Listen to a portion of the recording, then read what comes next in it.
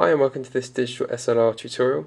I'm using a Nikon 5300, but this will be generic to all digital SLRs. Things might be in slightly different places, so you've just got to get used to your camera. So we're going to be looking at creative aperture control. So for this you can use the A mode on the dial here for aperture, but we're going to use P for program because it's a little bit easier and it will still give you the same results.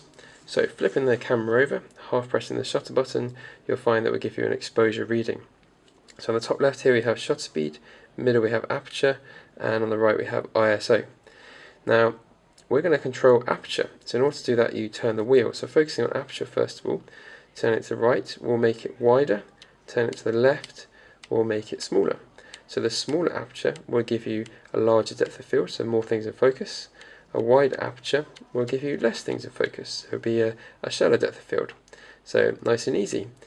Now you'll find that shutter speed is also moving as well, which is good, but if it goes below 1/60th of a second, then you will need a tripod. Okay, so this is very low now, but the lighting here is quite low in this situation, so it might be a little bit easier for you. But if it does go below 1/60th, you'll need to use a tripod. So it's really nice and easy.